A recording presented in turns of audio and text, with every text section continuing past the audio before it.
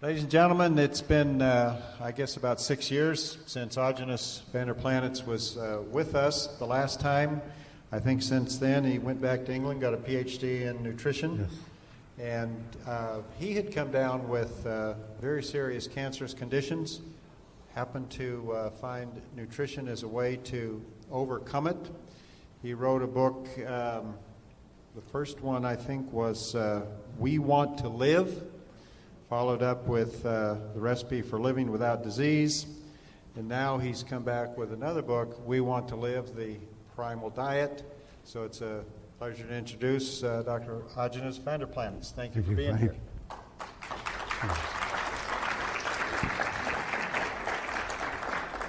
Thank you. Now, how many of you are biochemists? How many of you understood all of the language that went on here during this entire weekend about what nutrients you have to have for your particular condition or whatever? I want you to throw all of that out. Get rid of all of it. You're just going to be confused. I'm a biochemist and a very adept one, and I can't even keep up with it. And just know that anytime you're taking any kind of medication, supplement, even if they're called natural, how they are made is the producer, wanting to make a very good product, goes to a laboratory and said, I want a natural vitamin, all completely natural. I don't want you to use anything unnatural in it. And the laboratory says, oh, I can do that. And you know how they do that? They go to General Foods, General Mills, Purina, and they buy all of their leftover food waste. And that's what they take the elements from. It's been subjected to 60,000 chemicals, highly processing, and full of toxins. Then that company will use a natural solvent, and that natural solvent is kerosene. And they use kerosene derivatives to extract the nutrients that will be put into your pill or liquid or whatever it is. How many of you would soak your food in kerosene for 30 minutes, rinse it off for 45 seconds, and eat it? That's what you're doing when you're having any supplement. I gave this particular information to a group, and a big famous natural supplemental company filed a lawsuit against me. I showed them all of my research with all laboratories and told them about the kerosene and where they got the stuff. And this company said, no, we provide our own food. We grow our foods. I said, but if you grew your foods and just use your food, you'd still have to use kerosene as the extractor or kerosene derivative. Plus, you would be charging $1,000 a pill. They have to go get waste product to make it viable, profitably viable. So that company backed off. No one has been able to sue me because what I have to tell you is correct. If you want good, healthy nutrients, the only place you're going to get them is raw food. Now you have to consider what we are. We are bacteria.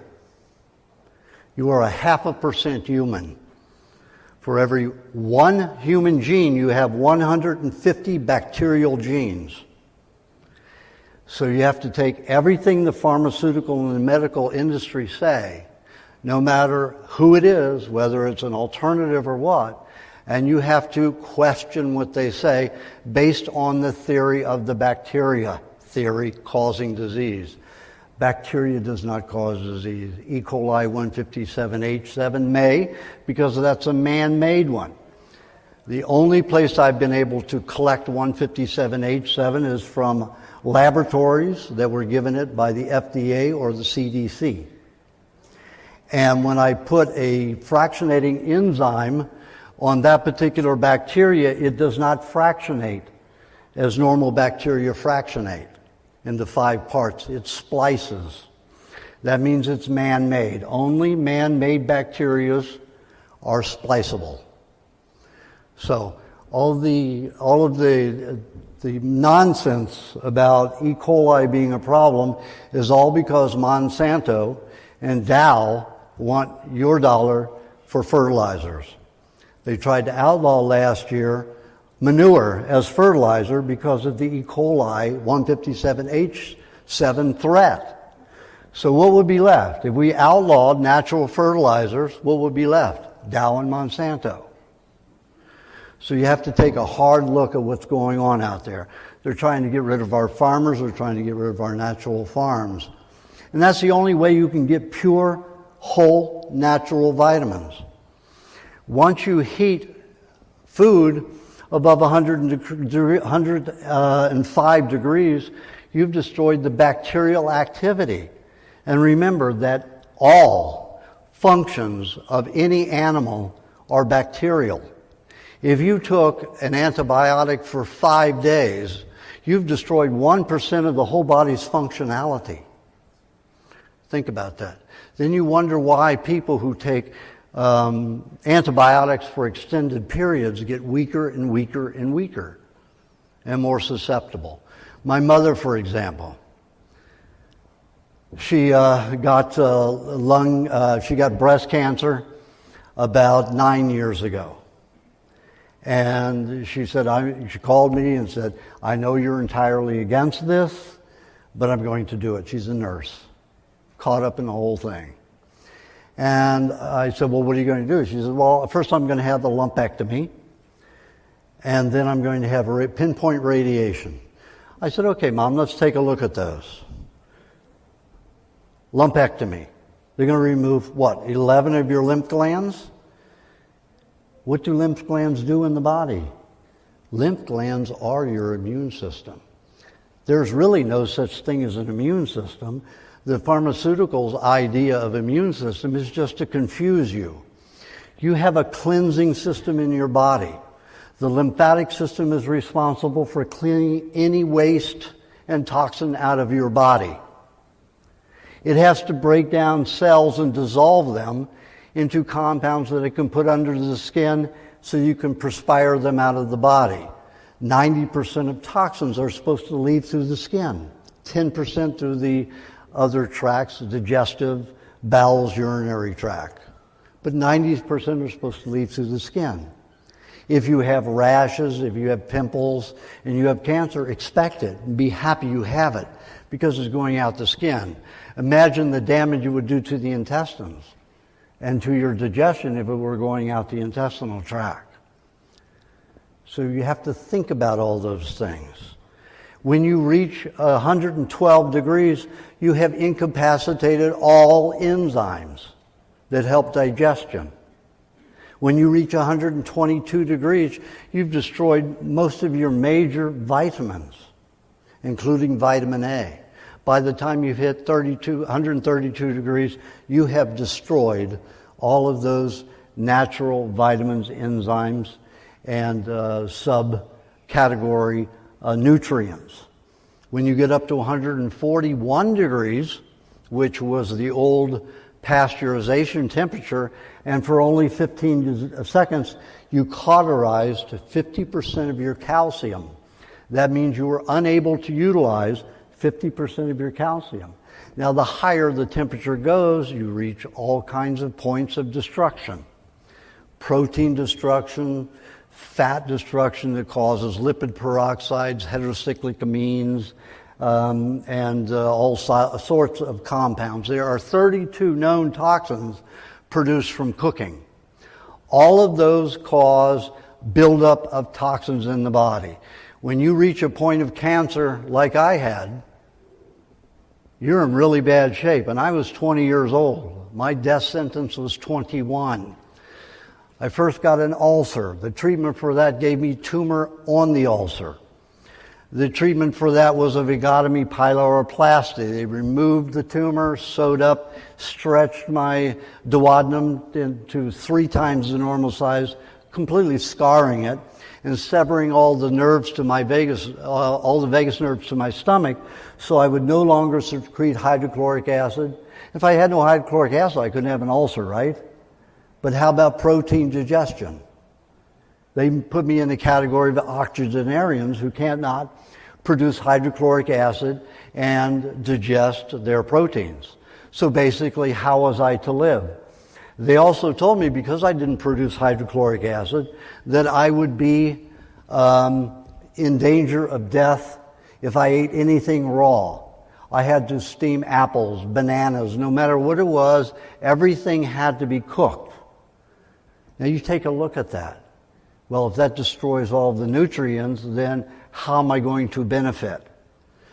I did what they said. I ended up a worm on the floor. I was so painful on my back because the radiation was so intense. They cauterized 5 inches of my back. It was solid. If I made even a bit of movement, I was excruciating pain. I lived on a floor, crawling on a floor like a worm. So much pain I couldn't urinate into a vessel, couldn't defecate into a vessel. I vomited and urinated and defecated all over myself and just traveled around the wooden floor of the living room, dining room combined, just doing that. And then a couple of volunteers from the hospice came to help me several days a week, and they would clean me up in the whole house. And one of them was an 18-year-old African-American boy from Watts. He said, if you drink carrot juice and raw milk, you'll probably reverse your cancers. I lived on powdered donuts and RC Cola, you know. What's this about carrot juice and raw milk? And at the point after the radiation therapy, within a few months, a few weeks, 6-7 weeks, all the bone deteriorated around my gum. Because why? I had damaged the blood and bones, so that I developed multiple myeloma, cancer of the blood and bone, and then developed lymphoma from the chemotherapy. So their therapies give you cancer. Nowadays they make about $280,000 per cancer patient. That's a lot of money. Back then they got $160,000 for me. And they still are doing very well. They do not want a cure for cancer. And the cure for cancer, as Dr. Samuel Epstein, who was a doctor for several presidents, said the only cure for cancer is diet. All of the medical professions, treatments for cancer are only harmful and will not get you well and will promote more cancer. Now let's take a look at what cancer is from my perspective. When I did autopsies and did my research, what I found was cells, mainly 98% of a tumor, was always dead cells. Dead cells the body couldn't clean, dissolve, and eliminate from the body. Why? Because the lymph system didn't move. Now, how did we go from 60 years ago, 1 cancer in 1,000 to 1 cancer in 2 if you're a male and 1 in 3 if you're a female, according to Samuel Epstein? How did we go from that? We went from that because we went to trans fatty acids. Trans fatty acids are vegetable oils or mineral oils or petroleum oils that are hydrogenated. And when you hydrogenate an oil, you turn it into plastic. That's how plastic is made.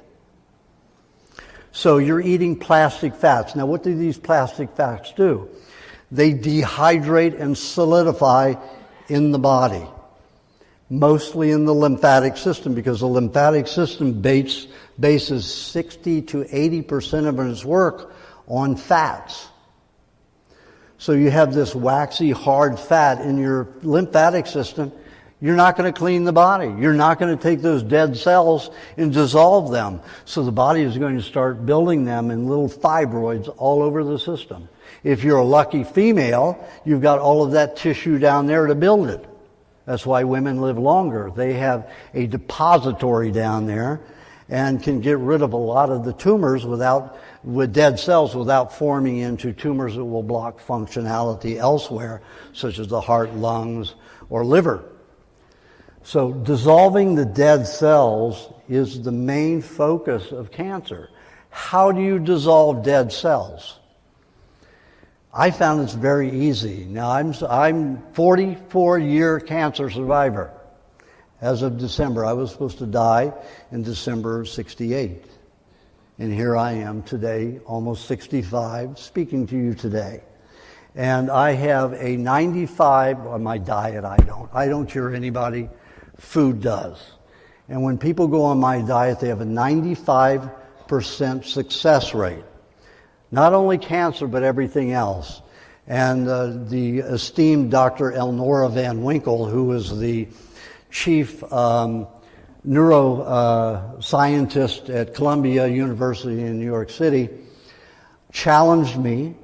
So I gave her, this was in 2002, she challenged me about that record.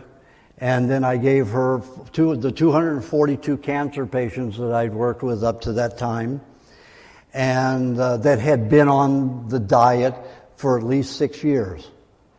And she called every one of them, found that 96% of them were still alive and well, and still doing the diet about 90%. And the ones that passed away, guess how much of the diet they did? 40 to 50%. And the ones who were the ones who died, they were very thin people. I tell everybody in my books, get fat. Fats are what dissolve toxins in the body. Your body gets the best energy from fats. It will dissolve toxins from fats, and it will protect and strengthen the body. So fats are the most important. Now you can say, oh, Aajonus, you don't look so fat, right? Well, that's because I've been eating nothing but raw since February of 72. And when you research and look at fats under an electronic microscope, especially after they're broken down in the stomach and in the area where the bile dumps, you find that these molecules are very, very tiny. When you take a cooked food and you analyze that, you'll find that these swell 5 to 50 times their normal size. So you take fat back, like the pork rind, and it's very, very thin, and then you cook it, and what happens? It's this big, swollen. So right now I'm 19% body fat, and I look like I'm 7 to 10% body fat. That's because all the fat in my body has been made with very tiny raw molecules. So I eat at least 2 pounds of raw unsalted butter weekly and a quart of raw cream, and I mean heavy, heavy, thick cream, which would be like 2 quarts of thin cream. I eat a tremendous amount of fats. I tell all of my cancer patients that they should get women should get at least 23 pounds overweight, and men should get at least 35 pounds overweight. Those fats are responsible for absorbing the toxins that are killing your cells. If you have already collected a lot of cells, dead cells in the body, and you have cancer, you have to stop your body from collecting more. You have to make sure that it dissolves those dead cells so that the body can eliminate it, either perspire it or dump it out the intestines. Now, you're not going to perspire it out the skin as the main organ to discharge it unless your lymphatic system is working properly. So let's get to how we do that. Okay, we'll have all the fats in the body. We have the protection. Any more toxins break down. We inhale any that comes in our environment, any that may be in the food. They may lie. We have organic food, but they lie. FDA allows them to use 15% toxic substances even in organic food. So to protect ourselves from this, we have all these fats. So now we have the fats to protect us and to also dissolve the toxicity. How do we get that lymphatic system moving? Hot baths. Saunas don't do it because they're too hot. Even the infrared ones, they go up to 137 degrees. What temperatures start destroying the enzymes in skin? 110, 112 degrees. So we need to keep a constant temperature of about 108 degrees.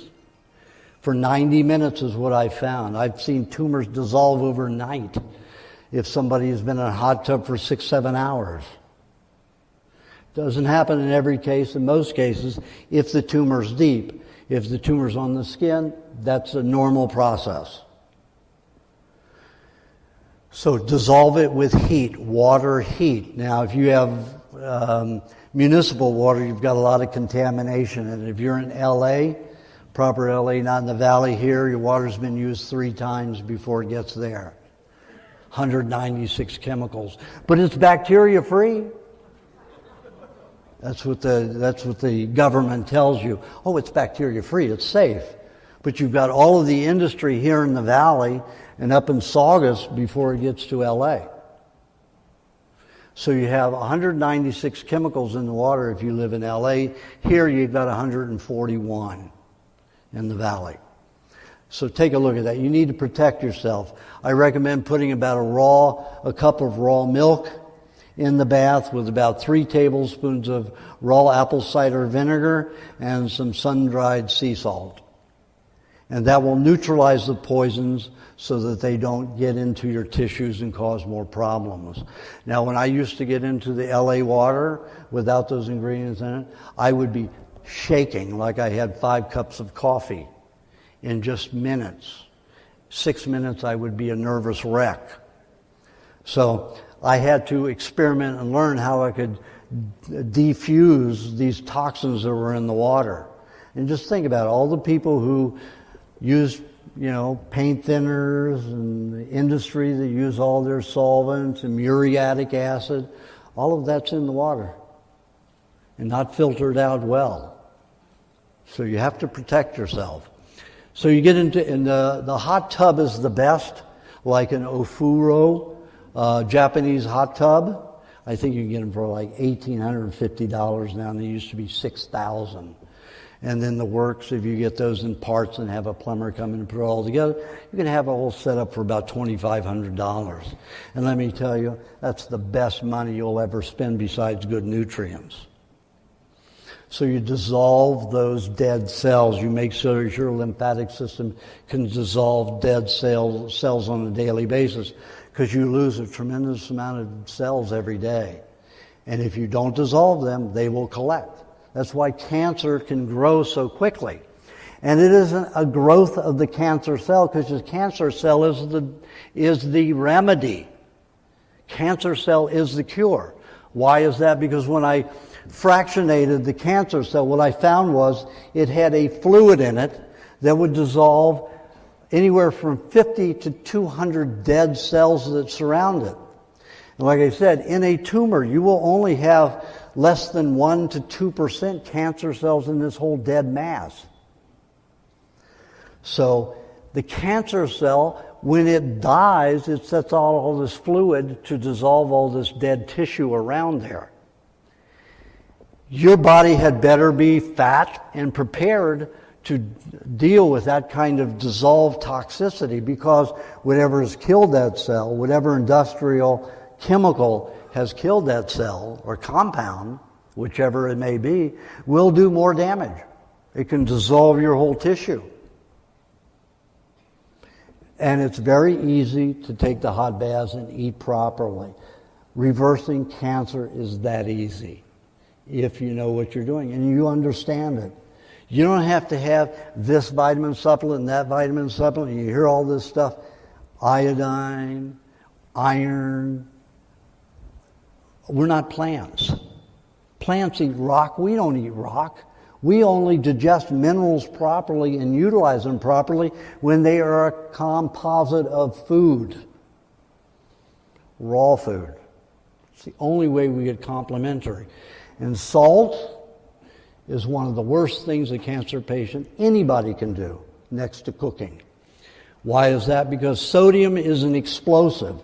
It is more volatile than nitroglycerin. If you take pure sodium and put it into one block about the size of a football, it will take out New York City and all of its buildings. Just one block that size. My father he was an inventor. He had his first bearing computer. He worked on jet engines for the military and General Electric, and they were given $2 billion to make sodium into a weapon. But it was so volatile that just 1.5 degree temperature change would set it off. They couldn't control it anywhere like nitroglycerin. And they still don't use nitroglycerin as a weapon because they can't control it. Sodium is worse. So what happens when salt, it has other minerals bound with it, of course, unless it's sodium chloride or sodium iodide, which is manufactured. So that neutralizes it while it's in your mouth, but you can hear it popping, you can hear it cutting into the mucus. You gargle with it and it breaks down mucus. It's an explosive. So what happens when it gets into the blood, your body separates the sodium and all of a sudden it starts exploding. Now when a cell eats, it eats 93 to 117 nutrients. That's every nutrient on this planet in a smorgasbord. And a cell opens by ionization and it absorbs that smorgasbord in and eats a balanced diet. When you use salt, even just 2 little bitty grains at a meal, you will kill 2 million red blood cells and make every cell in your blood deficient. It will break that molecule, it'll start breaking up those clusters of smorgasbord, and the cell may get anywhere from 23 to 70 nutrients instead of 93 to 117. So your body goes under constant deficiency, undergoes constant deficiency because you use salt. Salt is the big way that the King and Queen of England used to subjugate a lot of people for a very, very long time. And the King and Queen of England, that family owns almost all of the salt manufacturing in the world. And it's not a good thing. Sure, it helps preserve food and it'll help mummify you. Of what? Dead cells. What is cancer? Collection of dead cells. And again, like Samuel Epstein said, Dr. Samuel Epstein, 1 in every 2 men gets cancer, 1 in every 3 women today. That's a horrible rate. How can that be? Okay, we look back and we see where the start of it began after World War II. Now, what was World War II used? In my research, I found that World War II was used to bring in canned and preserved foods. Industrially canned. What happened immediately after the canned foods came in after World War II? Tonsillitis and poliomyelitis. 2 metal-forming diseases that dissolved the spinal cord and the tonsils. Now, the tonsils protect the brain from any kind of toxin that's in the food that you eat. And it started rotting and deteriorating the tonsils exponentially. They didn't blame it on the canned foods. What they did was started 61, the King and Queen of England, who run 70% of all and own 70% of all the food manufacturing in the world, started lining the tin cans inside with plastic. That's when plastic came into fold. They didn't tell you, they didn't want to tell you why they were all of a sudden plasticizing the inside, because people would have linked a lot of diseases like tonsillitis and polio to that. And then what happened in 1958? The drop in polio went down to less than 1%. And that's when the vaccine came out the year after. But they cured polio. Nonsense. No vaccine has ever cured anybody of anything and prevented anybody of anything. When I did research from 93 to 96 at the Sorbonne Institute in France, 3 months of every year for those 3 years, a little over 3 years, I had a translator. I can read a lot of French, but I can't do all of that, not in technical form. So I had a translator with me, and not one animal ever survived Pasteur's vaccines. They all went into anaphylactic shock and died.